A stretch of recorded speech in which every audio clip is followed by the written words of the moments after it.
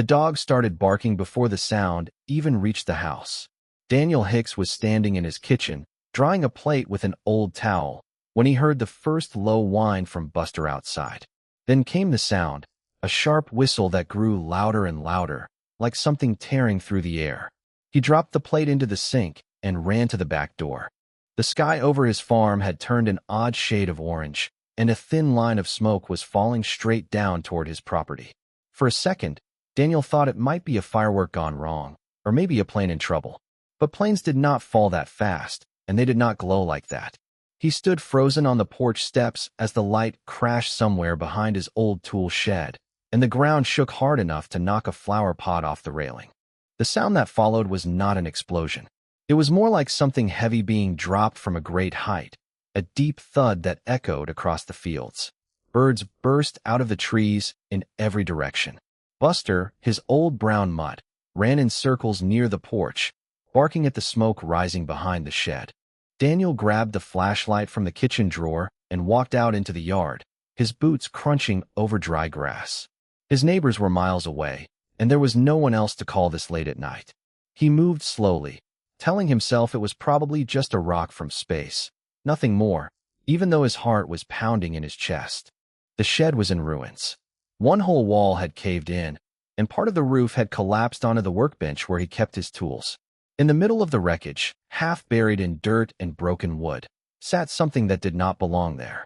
It was large, almost the size of a small refrigerator, and shaped like an egg, but not like any egg Daniel had ever seen. Its surface was dark and leathery, with faint lines running across it that seemed to glow a dull red, like the last embers of a dying fire. Steam rose off it in thin curls, and the air around it felt warmer than the rest of the yard. Daniel stood at a safe distance, flashlight shaking slightly in his hand. Every instinct told him to call someone, the police, the fire department, maybe even the news. But something about the way the light pulsed under that strange shell kept him rooted to the spot. It was almost like watching something breathe. He circled around the wreckage carefully, checking for flames, but there were none. Whatever had crashed into his shed had not caught fire, which struck him as strange. A rock falling from space should have been burning hot, yet this thing gave off warmth without any sign of fire or smoke damage beyond the crash itself. Buster refused to come near it. The dog stayed by the porch, growling low in his throat, ears pressed flat against his head. Daniel had never seen him act that way before, not even during thunderstorms. For a long while, Daniel just stood there, staring at the object half buried in his ruined shed. Part of him wanted to call this in immediately, let someone else deal with whatever had fallen out of the sky. But another part of him, the same part that had spent years fixing old machines and figuring out how things worked, was curious. He wanted to understand what this was before strangers showed up and took it away. He decided to wait until morning. Whatever it was, it clearly was not going anywhere on its own, and it was late, and he was tired, and calling anyone now would only bring a flood of questions he did not have answers to. He walked back to the house, glancing over his shoulder more than once, and locked the back door behind him, though he was not sure what good that would do against something that fell from the sky. That night, sleep did not come easily. Daniel lay awake, staring at the ceiling, listening for any unusual sound outside. Around 2 a.m, he thought he heard a faint cracking noise, like the sound of ice breaking on a pond, but when he sat up and listened closely, the night was silent again. He told himself it was just the old shed settling, nothing more, and eventually drifted off into an uneasy sleep. When morning came, Daniel walked out to the shed with a cup of coffee still in his hand, half expecting the whole thing to have been some strange dream. But the wreckage was still there, exactly as he remembered it, and so was the strange egg-shaped object sitting in the middle of the debris. Except now, there was a thin crack running down one side of it, a crack that had not been there the night before. Daniel stood there for a long moment, coffee forgotten in his hand, staring at that crack. He thought about calling someone right then and there. But instead, driven by a curiosity he could not quite explain, he stepped closer, crouched down beside the strange object, and reached out a hand toward its warm, glowing surface, unaware that whatever was inside was already starting to wake up. Far beyond the edge of Earth's atmosphere, a small ship drifted silently among the stars, its hull built to blend with the darkness of space. Inside sat Warden Otsu, a tall figure with pale gray skin and eyes that shifted color depending on the light. She had been tracking a faint signal for 3 days straight, one that should not have existed at all. The signal belonged to a class of object her people called a dormant seed, a biological weapon built decades ago during a war most people had long since tried to forget. These seeds were never meant to hatch outside of a controlled facility. They were built with a failsafe, a lock meant to keep them asleep forever unless activated by the right authority. When one of these seeds went active on its own, out in the open, it meant something had gone very wrong. Otsu checked her instruments again, frowning at the readings. The signal was coming from a small, backwater planet that her people rarely visited, a place too primitive to be worth the trouble of monitoring closely. The idea that a seed had ended up there, let alone started to hatch, seemed almost impossible. Yet the numbers on her screen did not lie. She adjusted her course and began the long descent toward the surface, her ship cloaked to avoid detection by the planet's simple technology. As she got closer, she reviewed the files on this particular seed, and what she found made her uneasy. This one had been reported lost decades ago, presumed destroyed in an accident during transport. If it had survived all this time only to land here, on this exact planet, that was either terrible luck or something far more troubling. Back on the ground, Daniel Hicks had no idea any of this was happening above him. He was crouched beside the cracked shell in his ruined shed, coffee cup abandoned nearby, watching as the cracks slowly widened before his eyes. A soft sound came from inside, somewhere between a chirp and a low growl, and Daniel's first instinct was to step back, but curiosity kept him rooted in place. The cracks spread further, and a small section of the shell broke away entirely, revealing a sliver of dark, wet skin underneath. Daniel held his breath. Whatever was inside pushed weakly against the shell, and another piece broke free, then another. Slowly, painfully, something began to emerge. It was small, smaller than Daniel expected given the size of the shell, no bigger than a large cat. Its skin was a deep bluish gray, slick and shining in the morning light, with 2 small nubs on its back that looked like they might one day become wings. Its eyes, when they finally opened, were a bright golden color, and they blinked up at Daniel with an expression that looked almost like confusion.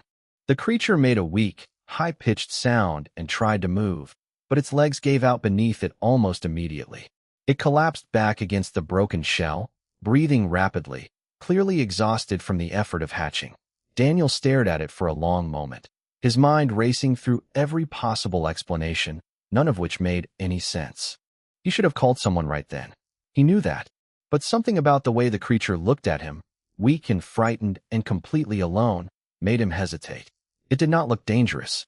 It looked scared. Slowly, carefully, Daniel reached out a hand. The creature flinched at first, letting out another weak cry, but did not try to run. Daniel spoke softly, the way he might talk to a nervous animal, though he had no idea if it could understand him at all. After a moment, he gently scooped it up in his arms. It was warmer than he expected, almost feverish, and it trembled against his chest. He carried it inside, wrapping it in an old blanket, and set it down near the fireplace where it would stay warm. The creature curled up immediately, exhausted, and within minutes it had fallen asleep, small chest rising and falling steadily. Daniel sat nearby for a long time, just watching it sleep, trying to figure out what he had gotten himself into. He thought about calling animal control, or maybe a scientist, someone who would know what to do with something like this. But every time he reached for his phone, he hesitated. Something told him this was not something he should hand over to strangers. Not yet. Not until he understood it better. High above, Otsu's ship broke through the clouds, and her sensors immediately picked up a spike in the same energy signature she had been tracking. The seed had fully hatched. Whatever creature had emerged was now alive and active on the surface of this small, primitive planet, and that changed everything about her mission. She set her ship down in a remote area a few miles from Daniel's farm, hidden from view among a cluster of old trees, and began preparing her equipment. If the creature had already bonded with a local inhabitant, retrieval would be more complicated than usual, but not impossible. She had handled difficult extractions before. As she stepped out of her ship and into the cool morning air of this unfamiliar world, Otsu allowed herself one thought, before switching fully into mission mode. Whatever this creature had become, and whatever connection it might have already formed, none of that mattered. Her orders were clear. The seed was never supposed to hatch, and now that it had, it needed to be dealt with, one way or another. 3 days after the crash, Daniel stood in his kitchen staring at a creature that no longer fit the description of small. What had once curled up like a kitten near his fireplace now stood almost as tall as his knee, its bluish-gray skin darkening toward a deep charcoal color, and the 2 small nubs on its back had grown into something that looked unmistakably like the beginnings of wings. He had named it Rook, mostly because the deep, low sound it made when hungry reminded him of a crow's call, though far deeper and stranger. Rook seemed to like the name, or at least responded to it, turning its golden eyes toward Daniel whenever he said it. The growth was not normal. Daniel had raised animals before, dogs, chickens, even a goat once, and none of them changed this fast. Rook had already tripled in size, eating through an alarming amount of food each day, mostly raw meat that Daniel bought in bulk from the butcher in town, making up excuses about starting a new diet whenever the butcher gave him strange looks. What troubled Daniel more than the growth was how quickly Rook seemed to understand things. On the second day, Daniel had accidentally left the back door open, and Rook had walked over and nudged it shut with its snout, watching Daniel afterward as if waiting for approval. On the third day, when Daniel dropped a wrench while trying to patch the hole in the shed wall, Rook had picked it up in its mouth and carried it over, setting it gently at Daniel's feet. No wild animal did that. No wild animal understood cause and effect that quickly, or seemed to actively want to help. Daniel found himself talking to Rook more and more, the way some people talk to their pets, except he had started to suspect Rook understood far more than a normal pet ever could. Outside, strange things had started happening around the property. Daniel's old radio, the one he kept in the barn for background noise while he worked, had started picking up bursts of static that sounded almost like whispers, though he could never make out any actual words. His truck's engine had stalled twice for no clear reason, only to start again perfectly fine minutes later. And more than once, he thought he saw a faint shimmer in the air near the tree line at the edge of his property, like heat rising off pavement on a hot day, except it was barely 50 degrees outside. He tried to convince himself these were unrelated coincidences, but deep down, he suspected they were connected to Rook, or to whatever had brought Rook here in the first place. Meanwhile, in a small government office 3 counties over, Raina Vane sat at her desk staring at a series of unusual energy readings that had been quietly flagged by a satellite monitoring system she oversaw. The readings had started 3 days ago, centered around a small farming property, and they were unlike anything she had seen in her 6 years working for the agency. At first, she assumed it was a malfunction in the equipment. Energy spikes like this usually meant faulty wiring or interference from a power line, but the pattern was too consistent, too deliberate, pulsing at regular intervals like something breathing. She pulled up a map of the area and found the property belonged to a man named Daniel Hicks, a mechanic with no criminal record and no history of anything unusual. Raina decided to drive out herself rather than send a report up the chain immediately. Something about the readings made her want to see the situation firsthand before anyone else got involved and possibly overreacted. She grabbed her coat, signed out a government vehicle, and set off toward the address listed in the file, unaware that she was not the only one watching that same patch of land. Back at the farm, Daniel had taken Rook out to the backfield for the first time, hoping the open space would help burn off some of the creature's growing energy. Rook seemed delighted by the freedom, running in wide, clumsy circles, its half-formed wings flapping uselessly at its sides. Daniel laughed despite himself, watching the creature stumble over its own feet like an overgrown puppy. Then, without warning, Rook stopped mid-run, its body going rigid, golden eyes fixed on the tree line at the edge of the field. A low growl built in its throat, deeper and more serious than any sound Daniel had heard it make before. Daniel followed its gaze, but saw nothing except trees swaying gently in the breeze. "What is it, boy?" Daniel asked quietly, taking a cautious step forward. Rook did not answer, of course, but it moved to place itself between Daniel and the tree line, wings spreading slightly despite their small size, as if trying to make itself look bigger and more threatening. Whatever it sensed out there, it clearly did not like it. Daniel felt a chill run down his spine. The same instinct that had told him not to call anyone that first night, now screaming at him that something was very wrong. He reached down and placed a hand on Rook's back, feeling the tension in the creature's muscles beneath his palm. "All right," he said softly, more to himself than to Rook. "Let's head back inside." As they walked back toward the house, Daniel could not shake the feeling that they were being watched, and for the first time since finding that strange egg in his shed, he began to seriously consider that keeping this a secret might not be an option much longer. The knock at the door came just after sunset, 3 sharp raps that made Daniel's stomach tighten before he even reached the handle. Rook, who had been dozing near the fireplace, lifted its head immediately, ears pinning back against its skull, a low growl already building in its chest.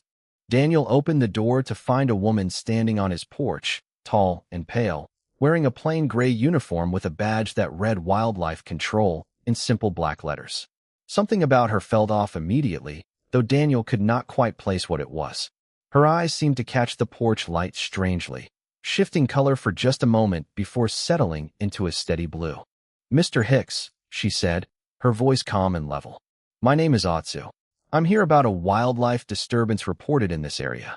Daniel kept one hand on the doorframe, blocking the view into his living room as best he could, though he was fairly certain it was already too late for that. "Don't know anything about a disturbance," he said carefully. Otsu's gaze flicked past him, just briefly, toward the fireplace where Rook now stood fully alert, wings half spread, watching the stranger with clear suspicion. Something in Otsu's expression shifted, a flicker of surprise quickly hidden behind professional calm. "May I come in?" she asked, though it did not sound like a question so much as a statement. Daniel hesitated only a second before stepping aside.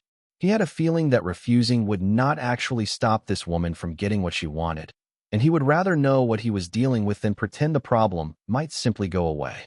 Otsu stepped inside, her eyes never leaving Rook as she moved further into the room. Rook growled louder, positioning itself between Daniel and the stranger, wings fully spread now despite their small size, clearly ready to defend its territory if needed. "That creature," Otsu said slowly, "is not what you think it is." "And what do you think it is?" Daniel asked, arms crossed. Otsu studied him for a long moment before answering. "It was built, Mr. Hicks, grown in a facility decades ago as part of a weapons program. What you are looking at is not a wild animal or some kind of pet. It is living technology designed for war, and it was never meant to hatch outside of controlled conditions." Daniel felt a strange mix of disbelief and dawning understanding settle over him. It explained the impossible growth rate, the unnatural intelligence, the strange energy readings he had started noticing around the property. But it did not change how he felt looking at the creature now watching him with clear, trusting eyes. "So what, you want to take it away?" Daniel asked. "I need to take it away," Otsu corrected. "Left unchecked, its instincts will continue to develop according to its original programming. It could become a serious danger to you, to this town, to far more people than you realize. I am offering you a peaceful resolution before this becomes something neither of us can control." "It hasn't hurt anyone," Daniel said, his voice rising slightly. "It's scared. It follows me around like a lost puppy. That doesn't sound like a weapon to me." "Not yet," Otsu said. "But it will." Rook, sensing the tension rising in the room, let out a sharp cry and stepped forward, placing itself directly between Daniel and Otsu, wings spread wide, small but clearly ready to fight if it came to that. Otsu's eyes narrowed slightly, studying the creature's behavior with something that looked almost like genuine surprise. "Interesting," she murmured, more to herself than to Daniel. "That level of protective behavior should not be possible at this stage of development." "Maybe your files are wrong about it," Daniel said. "Maybe it's not just some weapon. Maybe it's something else now." Otsu was quiet for a long moment, studying Rook with an expression Daniel could not quite read. Finally, she straightened, smoothing down her uniform jacket. "This is not a decision I can make alone, Mr. Hicks. I will need to consult with my superiors before proceeding further." "So that's it. You're just leaving?" Daniel asked, caught off guard. "For now," Otsu said, moving toward the door. She paused at the threshold, glancing back at Rook one more time. "I would advise you to consider carefully what you are choosing to protect, Mr. Hicks. Not everyone who comes looking for this creature will be as willing to talk first. She left without another word, disappearing into the darkness beyond the porch light. Daniel stood frozen for a long moment, processing everything he had just heard, while Rook slowly relaxed beside him, wings folding back down, though it stayed pressed close against his leg, as if afraid the stranger might return. Daniel knelt down, running a hand gently along Rook's back, feeling the tension still coiled beneath its skin. "Living weapon, huh?" he said quietly. "Well, you don't act much like one to me." Rook let out a soft, low sound, almost like a sigh, and leaned into Daniel's touch. Whatever Rook truly was, built or born, weapon or something else entirely, Daniel found that it did not change how he felt. He had already decided, somewhere between that first cracked shell and this very moment, that he was not going to hand this creature over to strangers without a fight. Outside, hidden in the shadows near the tree line, Otsu paused and pulled out a small communication device, her expression unreadable in the darkness. This situation had already grown far more complicated than her initial report suggested, and something told her it was about to get a great deal more complicated still. Raina Vane had been sitting in her car outside Daniel Hicks' property for nearly 20 minutes, trying to decide how to approach the situation, when she saw the strange woman in the gray uniform walk out of the farmhouse and vanish into the tree line, without ever reaching a parked car. That alone was enough to make Raina's instincts flare with warning. She waited another few minutes, watching the house, before finally stepping out of her vehicle and walking up to the front porch. She knocked firmly, holding up her government identification before Daniel had even fully opened the door. "Mr. Hicks, my name is Raina Vane. I need to speak with you about some unusual readings coming from your property." Daniel stood in the doorway, clearly exhausted, clearly wary, glancing briefly over his shoulder before stepping aside to let her in. "You're the second visitor I've had tonight," he said. "Wasn't expecting a third." "There was someone else here?" Raina asked immediately, stepping inside. Tall woman, said she worked for wildlife control. "Wasn't wildlife control." Daniel closed the door behind her, running a hand through his hair. "Look, I don't know how much you already know, but I think it's easier if I just show you." He led her into the living room, and Raina stopped mid-step at the sight of Rook lying near the fireplace, now large enough to take up a significant portion of the rug, its golden eyes tracking her every movement with clear intelligence.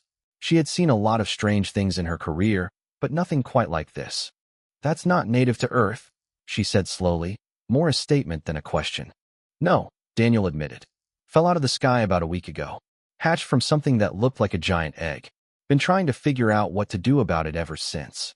Raina sat down slowly on the edge of the couch, eyes still fixed on Rook, who watched her carefully but made no move toward aggression, seeming to sense she posed no immediate threat. "The woman who was here, what did she want?" "Said Rook here was built as some kind of weapon, decades ago. Said it wasn't supposed to hatch, and that leaving it here was dangerous. Wanted to take it away. And you said no." "I said no," Daniel confirmed. "Didn't seem right. Handing him over to someone who talked about him like he was just a piece of broken equipment." Raina studied Rook for a long moment, watching the way the creature leaned slightly closer to Daniel, almost protectively, despite the tension in the room. Whatever this creature had been designed for, it clearly did not match the behavior sitting in front of her now. "I need to be honest with you, Mr. Hicks," Raina said finally. "My department is going to want to get involved in this, officially. There will be people who want to study it, contain it, maybe worse. I'm supposed to report exactly what I'm seeing right now." Daniel's jaw tightened. "And are you going to?" Raina hesitated, glancing between Daniel and Rook, weighing options in her mind. She had built her career on careful, measured decisions, on following protocol even when it was uncomfortable. But something about the scene in front of her, a creature clearly capable of loyalty and protection, bonded to a man who had chosen to protect it in return, made her pause. "Not yet," she said slowly. "Not until I understand more about what's actually happening here." Over the following days, Raina became an unlikely ally, quietly working to slow down the official reporting process while she gathered more information. She spent hours at the farm, observing Rook's behavior, documenting the clear signs of intelligence and emotional bonding that no weapons file could have predicted. During one of these visits, Daniel showed her a box of old letters and journals that had belonged to his grandfather, Elias, found tucked away in the attic years ago, but never fully read. Buried among stories of ordinary farm life were strange entries describing lights in the sky, visitors who asked odd questions, and a promise Elias had apparently made to protect something on this land, though the details remained frustratingly vague. "You think this happened before?" Reyna asked, flipping through the yellowed pages. "I think this land's seen more than either of us realized," Daniel said quietly. Meanwhile, far above the small farm, Warden Otsu's report had triggered exactly the response she feared. A larger vessel had been dispatched from a nearby outpost, carrying enforcers with far less patience than Otsu had shown. Their orders were simple and absolute: retrieve or destroy the seed, and eliminate any complications that stood in the way. Otsu stood on the bridge of the newly arrived ship, arguing quietly with her superior, a broad-shouldered enforcer named Commander Rel, who seemed entirely unmoved by her reports of unusual bonding behavior. "Sentiment does not override protocol," Rel said flatly. "The seed is a weapon. It will be treated as such. The bond it has formed may be relevant to understanding why it deviated from expected behavior patterns," Otsu argued. "Or it is simply malfunctioning," Rel replied. "Either way, it does not belong on a primitive world, attached to a primitive species. We retrieve it tomorrow, with force if necessary." Otsu said nothing further, though doubt continued to gnaw at her. Something about the way that creature had positioned itself between Daniel and potential danger did not look like malfunction. It looked like choice. Down on the farm, unaware of the ship now gathering forces above them, Daniel sat on his porch steps as the sun set, Rook curled beside him, now large enough to rest its head across his lap. Reyna sat nearby, quietly reviewing the last of Elias's journal entries. "Whatever's coming," Daniel said quietly, resting a hand on Rook's head. "I'm not letting them take him without a fight." Reyna looked up from the journal, meeting his gaze steadily. "Then I guess we'd better get ready." The sky above Daniel's farm turned strange colors just before dawn, streaks of green and violet light bending unnaturally against the darkness, as three shapes descended slowly toward the fields. Daniel stood in the yard, Reyna beside him, both watching as the shapes grew larger, resolving into sleek metallic vessels that settled onto the ground with barely a sound, crushing the tall grass beneath them. Rook stood pressed close to Daniel's side, now large enough to reach his shoulder, wings fully formed and spread wide, a deep growl rumbling from its chest as it watched the ships open. A handful of townsfolk had gathered as well, word having spread quickly once strange lights started appearing over the farm the previous night. Old Mr. Baxter from the hardware store stood with a shotgun he clearly had no intention of actually using, more for comfort than any real defense. A few younger farmhands stood nearby holding flashlights and pitchforks, looking equal parts terrified and determined. From the largest ship emerged Commander Rel, tall and broad, flanked by several armed enforcers. Otsu walked slightly behind him, her expression unreadable, eyes flicking toward Rook and Daniel with something that looked almost like concern. "This does not need to become complicated," Rel announced, his voice carrying easily across the field. "Surrender the seed, and no harm will come to any of you." "His name is Rook," Daniel called back, standing his ground despite the fear tightening his chest. "And he's not going anywhere." Rel's expression did not change. "You misunderstand your position, human. That creature is property of an authority far beyond your comprehension. This is not a negotiation." "Maybe not for you," Reyna said, stepping forward beside Daniel. "But you're on our planet now. And here, we don't just hand over the people we care about because someone with a bigger ship tells us to." A murmur of agreement rippled through the small crowd of townsfolk, and even Mr. Baxter raised his shotgun slightly higher, jaw set with stubborn resolve. Rel studied the group for a long moment, clearly unimpressed by their primitive weapons and small numbers, before gesturing sharply to his enforcers. The enforcers advanced, weapons raised, and Rook let out a fierce roar, stepping fully in front of Daniel, wings spread wide in clear challenge. What happened next unfolded quickly.